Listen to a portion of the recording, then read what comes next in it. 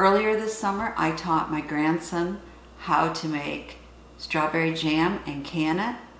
And today, his sister wants to make some caramel apple jam. Doesn't that sound good? You know, this tastes great on a hot biscuit, on your toast, and you can make a lot of different desserts with it too. Both of my grandkids are entering their canning exhibits in our local 4-H county fair. And I want to take this opportunity to talk to all of you canners out there. Make sure you are teaching the younger generations how to can. Be it your kids, grandkids, nieces, nephews, neighbors, whoever. Impart the knowledge that you have. Now, of course, I'm using 4 jars lids because I really like how they seal, and I'm very, very happy with the company.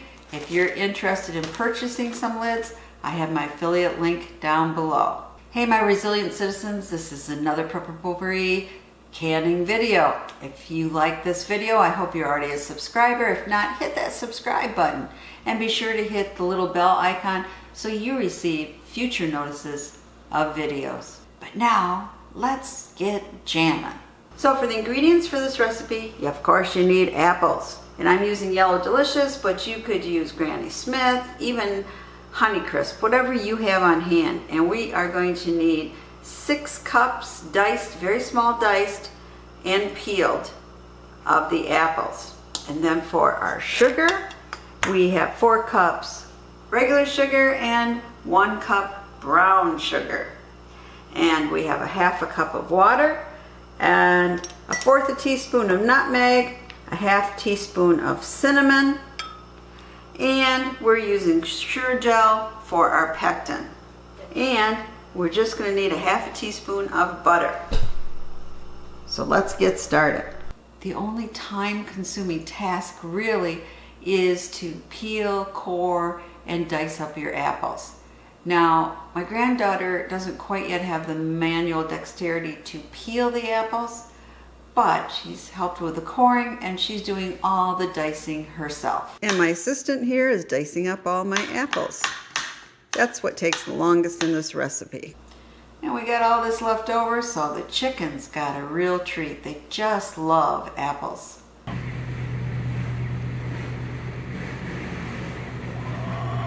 Okay, now we put the apples in our pot.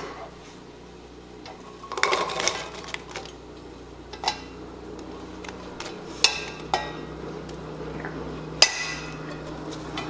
Okay, the other one.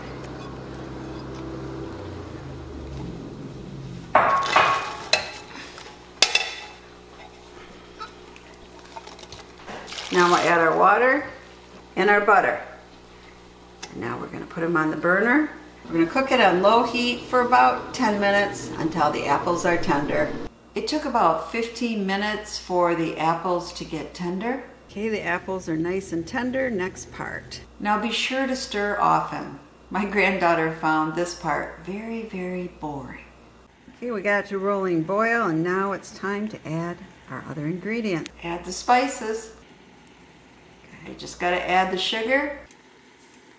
I seriously can't do this. Now we got to mix it in and get it back up to a rolling boil for 1 minute while we mix continuously. Stir it yet. Just stay right there. Now we're going to add the pectin and bring it to a rolling boil, all the while stirring.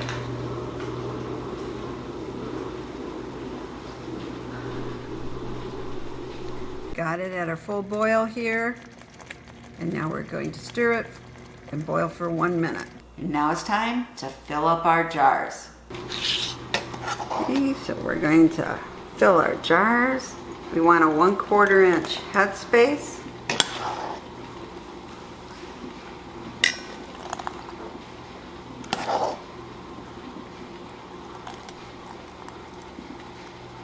And just a little bit more.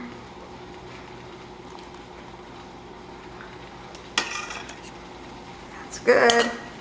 Now we have to debubble it. Make sure there's no air in there. Okay. And we're going to wipe our jar well. We want a good seal. And then here we are, we're using our 4-jar lids. Bring it on. And finger tighten. Granddaughter's going to do the rest, and we'll be back. Here are the jars. For once the recipe was right, actually makes 3 pints. In this case, we have 2 pint jars and 2 half pints. And now it's time to process them in the water bath canner. We've got it in the canner. We're going to put on our lid. Bring it to a nice rolling boil. And we're going to process it for 10 minutes. So we waited 5 minutes, and then we took the jars out of our water bath canner, and they have already all sealed. Just with 4 jars, you don't necessarily hear ping, okay? But you can see by the top of them, they're sealed. And tomorrow, we'll take off the rings, write on the jars what it is, and make sure everything is sealed well before we put them on our pantry shelf. My granddaughter is very happy with the finished product, and you know, usually I do a taste test for you, but she wanted these 2 of them to be actually for the 4-H fair itself, and then 2 to go into the fair's auction. So I can't open them and taste them for you, but I did in the pot do a finger test, and it tastes really, really good. This is a great jam that I think everybody, unless you don't like apples, would love. So I hope you're canning this summer, and I hope you're enjoying your garden's bounty. As always, this is Potpourri saying, please subscribe and share the knowledge with everyone you know.